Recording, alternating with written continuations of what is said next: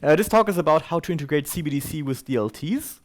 And I think for this audience, I probably don't have to explain what DLT means, but I may have to explain what CBDC means. So let's get straight into it. CBDC is short for Central Bank Digital Currency. And what that means is that central banks around the world are exploring the possibility of digitizing their cash, essentially, right? So as of today, if you're a normal user, a normal citizen, a normal person, the only way you get access to central bank money is through cash.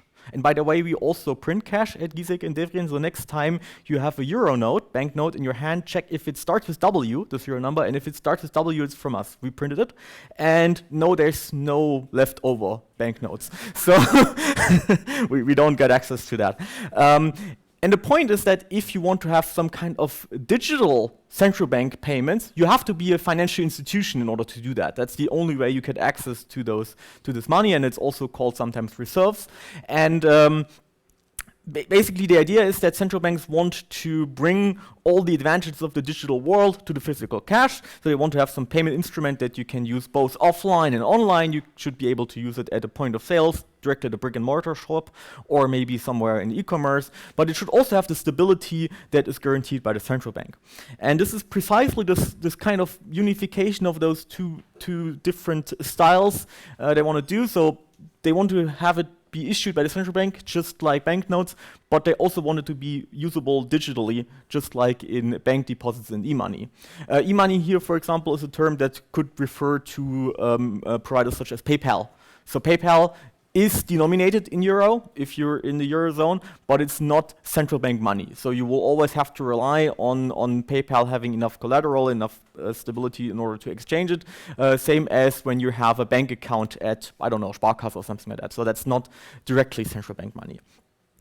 Anyway, the CBDC is supposed to solve both the disadvantages of the cash side and of the digital side, and this is why many central banks around the world are interested in that. This is a screenshot from, I think, last month from the CBDC tracker, and all the countries that you see here that are somehow colored, except for this one, which is in red. So red is cancelled.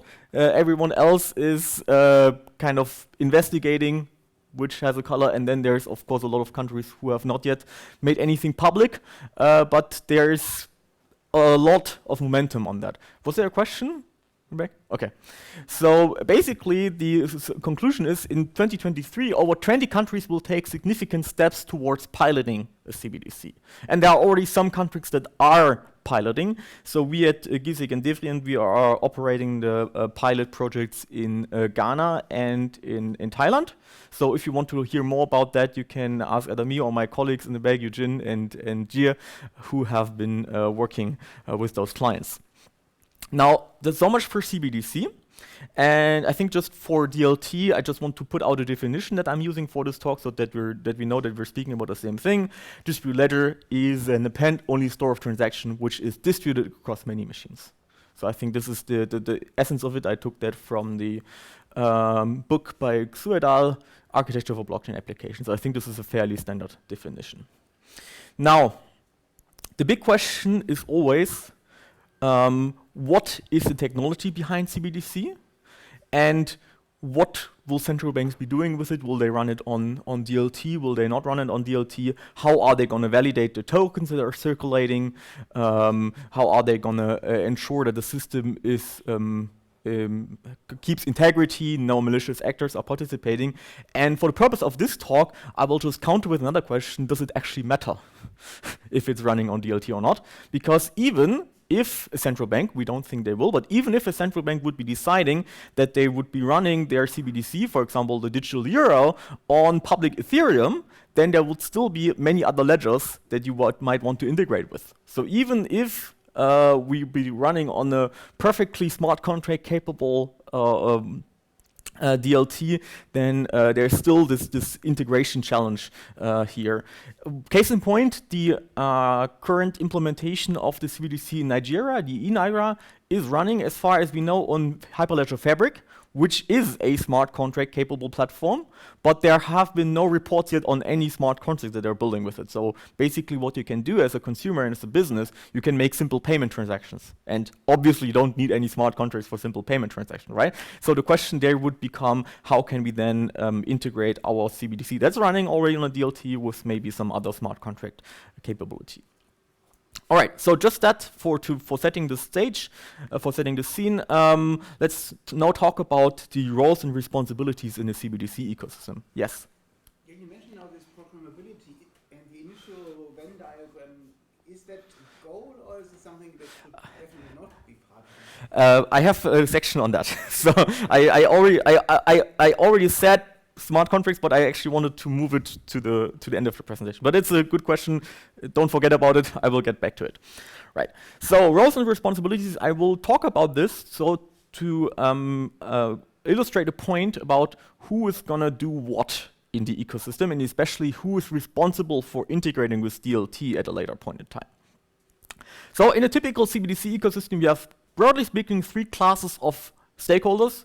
You have the central bank, obviously, because it's a central bank digital currency.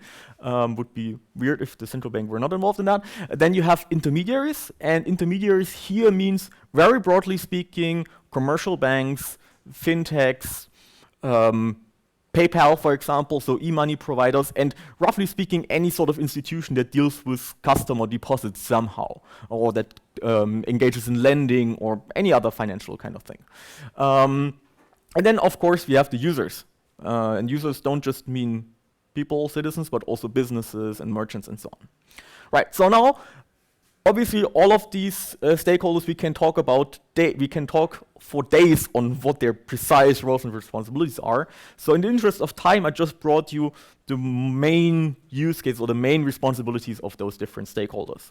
So the central bank, they're concerned with validation and integrity. So they want to make sure that no fake money is circulating in a system, and they want to ensure that the payments are efficient, effective, and there's no fraud happening.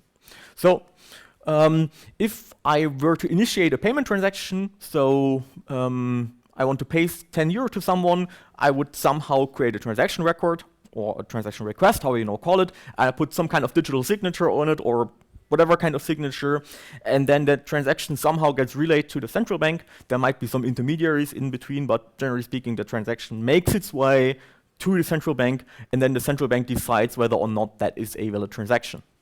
So the check mark would happen when Alice actually has sufficiently much balance or sufficiently many tokens or sufficiently many whatever, and the red cross you would get when, for example, double spending has happened, something like that, right? So generally speaking, the central bank does not care about who's paying whom. They don't care about what you're paying it for. They just care about the fact that you have correct money to pay with, right? So it's the same like in the cash world. If I go to an ATM and withdraw money, and then I'm transacting with the cash, and then someone ends up depositing back to the bank, and then the money makes it all the way back all to the central bank, they only care about whether those are legitimate cash notes, right? So they don't care about what they have been used for. All right, so that's the role of the central bank. Let's move on to the role of the intermediaries. The intermediaries would be taking care of distribution and custody. So we already heard the term KYC in the previous talk. This would be also one of their responsibilities. So they are there to onboard customers. So I want to have a digital euro wallet, so I go to, I don't know, Sparkasse or Commerzbank, and I present them with my credentials, my passport or something like that, and then they issue a wallet to me, and then I can use that wallet to do various things. So I can top up cash in that wallet, I can go to a merchant, and basically they're taking care of that whole life cycle of the tokens. They're somehow managing them for me, because it is generally the belief of the central banks that end users would not manage their own cryptographic secrets. That is something that is controversial in the cryptocurrency world, but it's not at all controversial in the central banking world. They generally assume that there is some kind of custody happening here, and that would be the responsibility of the intermediaries. Now, there's something still different in the CBDC world from the traditional banking world, because you might be asking the question, why are we doing this exercise if the intermediaries are still doing that thing? Well, CBDC is a liability of the central bank. which means that it's completely risk-free. So if I go and put my digital euro to Commerzbank and Commerzbank fails, they go bankrupt, then I still have my digital euro. So it's not affected by any sort of crisis. It's much more resilient, which means that we can open up the market of intermediaries to many more players, right? So we can suddenly allow startups, fintechs which have new ideas to manage the CBDC, and they would not need the full banking license to do that. They will still be regulated because they still need to ensure that they're not just forgetting your coins or giving them to someone else even though you didn't want them to. But generally speaking, this opens a whole new array of possible use case, possible intermediaries. When we onboarded some of the financial institutions and payment service providers in Ghana, they were really excited because, like, okay, with CBDC we have a risk-free asset. We can settle transactions immediately. It's one-to-one to our normal currency. That's great. Let's do this. And they were really excited about that because suddenly they can do a lot more things than where they would have had to before partner with big commercial banks which charge hefty fees and so on. But anyway, now that we have talked about intermediaries, we should also talk slightly about the users. Now the problem here is that while there are CBDC pilots in the wild, which I've just mentioned, so China is probably the biggest one as of now, and then we have other countries like Ghana, Nigeria, but also the Eastern Caribbean. So there's quite a bunch of real-world examples of CBDC out there. We still don't know what's going to happen if it ever goes into production, right? Because it's very hard to change users' payments habits. So typically what central banks do is they will start out with a very limited set of use cases. They want to say, I would like to allow point of sales payments and I would like to allow for this and that. But typically speaking, they're not trying to disrupt the entire system within a year or something like that. So they would be starting out with a limited set of use cases and then see what works in the market. And something we learned, for example, in Ghana, people started saving their money on our CBDC smart cards, something we never thought they would be doing. And one of the reasons that one of the user gave was, well, if I put my cash on the card is PIN protected, so my husband cannot take it away from me. And we did not expect that to happen, right? So this is why I put these question marks in. We don't know what the users are going to do. We're fairly convinced that they're going to do some payments, but they might be also doing something else entirely. Right, so why did I talk about this? Well, now I want to go into programmability, and I want to set the scene here for what programmability is and who would be taking care of programmability in a CBDC ecosystem. Now, the term programmability is some kind of new term, in my opinion. I've been following the developments around Ethereum and smart contracts and other kinds of smart contract-enabled ledgers for a long time, and I've never heard of the term programmability before. Everyone was just talking about smart contracts, and then suddenly central banks get into CBDC, and there's this word now everywhere cropping up. So maybe we should first discuss a bit what that means. And the literature is not entirely clear, but there's two broad categories of programmability that are being discussed in literature, which is programmable money and programmable payments. Programmable money means you attach some kind of conditions, you attach some kind of code directly to the token or the monetary value itself. One real-life example would be food stamps. So in countries that have food stamps as government welfare, people who receive that welfare, they get some kind of like physical paper tokens, and those paper tokens have a face value. So it says, for example, $20 US. You can use that for payments, but whoever receives them has to redeem them for actual currency. So this kind of token is not exactly currency. It is something like a currency with a condition, and someone has to check that condition, and then it has to be redeemed against actual currency. Right? Whereas programmable payments works differently. Programmable payments means something more of a kind of API approach. So you have some kind of interface to your wallets to your tokens, whatever, where you can trigger payments depending on particular conditions, and you can also reject payments if they do not satisfy some kind of conditions. And that is actually something that has been possible for a long time, right? We've had APIs that connect to bank accounts for a long time. Some of them might have been a bit cumbersome, but generally speaking, it's not a new concept. And since I'm here at the blockchain so long, I can make also some comparisons to smart contract-ish kind of things that would correspond to those things. So here we would have, for example, HTLC would be an example of a programmable money where you actually have to present some kind of hash or some kind of timing information in order to spend the token. And here we would have something more like ERC20. A stable coin itself is not really programmable, but I can very easily write code that transacts automatically with that stable coin. Now, getting back to your question, central banks are much more interested in that. So central banks are generally speaking not very interested in programmable money because it faces, programmable money brings a whole lot of regulatory issues and legal issues. There's this old joke that says if you ask a programmer about smart contracts, they will tell you it's not smart, and if you ask a lawyer, they will tell you it's not a contract. So this is always very challenging. So I mean, we as a technology provider, we have no opinion on that. We can just I can just tell you what the central banks tell us.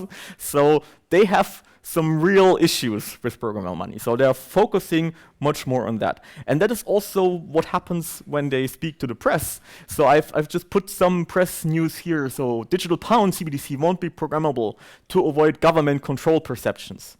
ECB says yes to programmable payments, but no to programmable money. Then there's an article I found from a blog from Yale University which says, how dangerous is programmability even? So some people are going even that direction. And there's also this latest news from Panetta from ECB saying digital euro will never be programmable at all. Right. So in the absence of any production CBDC, again, the disclaimer, I will just reiterate this is an emerging field, and I'm now going to propose something that we're doing at Gisek and Devrient. And since it's an emerging field, it's our proposal, so everything I say, take it with a grain of salt, and we're happy to discuss our proposal afterwards. So basically what we're suggesting is a layer cake. And the layer cake starts at the bottom with the central bank infrastructure. So this is the foundation upon everything is built. The central bank provides something that is an actual currency, but you can transact with it digitally and in many different ways. And they are operating that infrastructure as a public service. Next level of that layer cake is FSP integration. FSP here means financial service provider. It's another word for intermediary. And the intermediaries can build on that infrastructure and integrate it into their existing systems. So they basically have yet another payment instrument in their toolbox. And on top of that, we have private sector innovation. So those FSPs, they can offer APIs, they can offer SDKs, and new players that want to do exciting things, but also existing players like, I don't know, Siemens, who want to make their processes more efficient, something like that. They can use those interfaces to transact with CBDC in a very frictionless manner. Now, basically, we can take that proposal a bit further and look at how the actual integration with smart contracts could look like. And there's one technical slide coming, I promise. But I first make some assumptions on these technical slides. So the first assumption is that central banks do not care about specific DLT implementations. So they say, if you want to run your stuff on Ethereum, go ahead. If you want to run it in Polygon, go ahead. We don't really care. So they do make some technical assessments. So Banca d'Italia, they have make some investigations with Algorand, for example, and with Bitcoin and whatnot. But generally speaking, it's not their core business to care about specific DLTs. Also, central banks do not care about end-user operations, so they would outsource that mostly to financial intermediaries. Third assumption is that commercial banks and commercial players know better about customer needs. So a Commerzbank or Sparkasse or Deutsche Bank, they would know a lot better about their small enterprises, their big enterprises, about the merchants and whatnot, and would be more there would be more prepared or better equipped to offer services to them. And finally, and I think this is a truth that some people need to hear, which is that DLTs evolve much faster than currency does, right? So the kind of subtext in here is if we're trying to tie some concrete DLTs too much to our currency, it might be a little too fast, because currency is like the substrate on which our economy is built, and we should not jinx that. So, finally the technical slide. Again, simple payments, which I've mentioned, which are already being piloted around the world, quite simple. Banks that hold those wallets, or even directly end users, they exchange coins, and they might need to talk to the central bank to validate those coins, and that's it, right? There's nothing exciting about that. What is more exciting is if we, is the question? You mentioned the validating, because initially it was only the zero-sum game. Yeah, if you spend 10, you should also receive 10. But isn't the bank also, the central bank only authorized putting limits on how many things can be? Sure. I mean, yeah, so the central bank would also set policies. So they would say, for example, if you have a transaction that exceeds 1,000 euro, I want to see some metadata. Or they're obviously also injecting the CBDC into the system that would be responsible for the central bank. So yeah, that's correct. So they do a little bit more than just validating. Right, so let's look at our proposal now for transacting CBDC in an actual smart contract. So once again, we have some banks, some financial intermediaries that connect to the central bank there, and they want to now enable their customers to put CBDC into a smart contract, for example, in order to implement delivery versus payment use cases, to enable machine-to-machine payments, and all the buzzwords, you name them, that you could be doing on smart contracts. And for simplicity, I'm going to pick Ethereum here. So let's assume for now that there is a consortium of banks or a consortium of industry, enterprises, whatnot, that are running an Ethereum blockchain, or you can substitute any other that is smart contract capable. So how would we bring the CBDC now into this ecosystem? And the answer is actually quite simple. So on the one side, we need something that kind of looks like ERC20 contracts, where you can basically imitate whatever the stablecoins are doing, so that's already a well-established model. And also, you need the open APIs that allow the financial intermediaries to transact with each other and to provide liquidity to those ERC20 smart contracts. And once you move the liquidity, or you move a representation of the CBDC liquidity into that ERC20 contract, into that smart contract, you basically have all the options that you have on these Ethereum or similar blockchains. So basically what this slide is proposing is that the tokens that are exchanging here, they are very dumb tokens, they're just representing your currency. And it would be the responsibility of the intermediaries to bring them to the DLT, to the smart contract world. And the reason for that is very simple. The central banks don't want to be doing this, because the central banks, if you talk to them about like putting stuff on public Ethereum, they say, no, we have no business in doing that, right? That is way too not advanced in technological sense. I mean, they could do it technically, but it's way too advanced also in based on their responsibilities that they have in terms of law and so on. So they can't just do that. They can't just get involved in programming their tokens and then having them process complex enterprise payments. So what do we need to have here at the financial intermediary layer?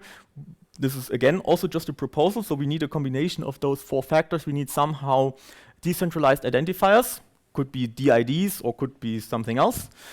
We also need something like an ERC standard, and probably this also needs to be extended to allow for like bidirectional swapping of assets between those 2 different roles. We need some kind of liquidity management, so it needs to be very clear that the commercial banks or other players can submit somehow collateral in a verifiable way. And again, open APIs. So I think this is a very common sense requirement that open APIs would be very conducive to that. Right, so I realize I'm almost out of time, but I'm also at the end of my presentation, so just want to briefly mention what do we gain from that. Well, we gain the ability to experiment, so we don't get any vendor lock-in, so we don't have a central bank that already commits to Ethereum and then 2 years down the line we have a new and more exciting smart contract language available. We also have flexibility for new use cases because central banks move slowly. So they don't tend to innovate so much on the market. That's something that the private sector would be much better equipped to do.